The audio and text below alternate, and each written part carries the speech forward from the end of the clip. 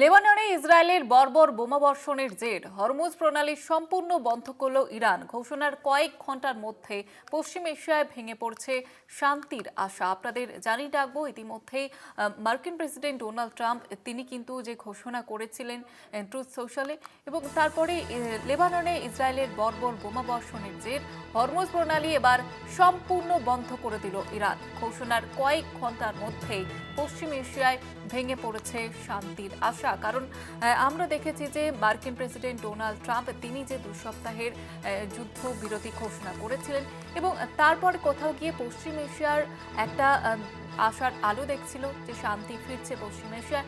তবে এই যে হামলা, সেই হামলা কিন্তু চলছে, এবং লেবাননে ইসরায়েলের যে হামলা এবং এই বোমা বর্ষণের জেরে এবার হরমুজ প্রণালী সম্পূর্ণভাবে বন্ধ করল ইরান।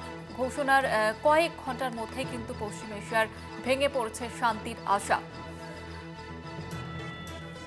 আর এই নিয়ে আরো বিস্তারিতভাবে জানবো, আমাদের পলিটিক্যাল এডিটর আশিস চট্টোপাধ্যায় রয়েছেন আমাদের সঙ্গে টেলিফোন লাইনে।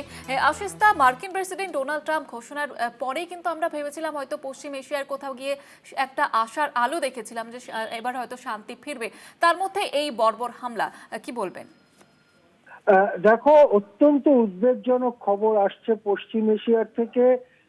ইসরায়েল যে যুদ্ধবিরতি হয়েছে তার শর্ত ভেঙে লেবাননের কার্পেট বম্বিং করেছে। কার্পেট বোমা বর্ষণের ফলে সেখানে শতাধিক সাধারণ মানুষ নিহত হয়েছে, আহত বহু।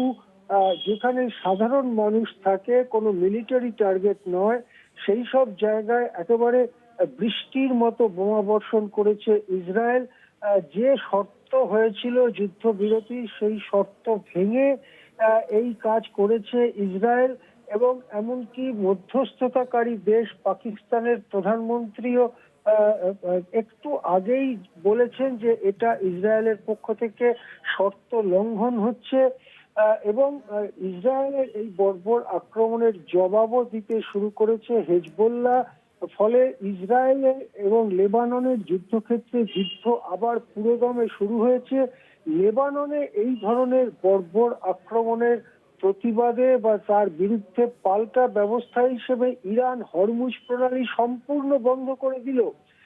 হরমুজ প্রণালীর পরিস্থিতিটা 28শে ফেব্রুয়ারির ঠিক পরে যেমন হয়েছিল সেই জায়গায় ফিরে গেল। একটি মাছিও আর গলবে না হরমুজ প্রণালী থেকে।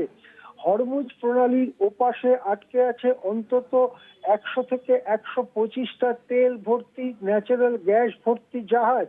সেই জাহাজগুলো সম্পূর্ণ রুদ্ধ হয়ে গেল। গত 2 সপ্তাহ ধরে যে একটা দুটো করে জাহাজ আসছিল সেটাও সম্পূর্ণ বন্ধ হয়ে গেল। পশ্চিম এশিয়ায় শান্তির যে আশা জেগেছিল তা সম্ভবত অচিরেই নিরাশায় পরিণত হতে চলেছে। ধন্যবাদ জানাবো আশিস দা।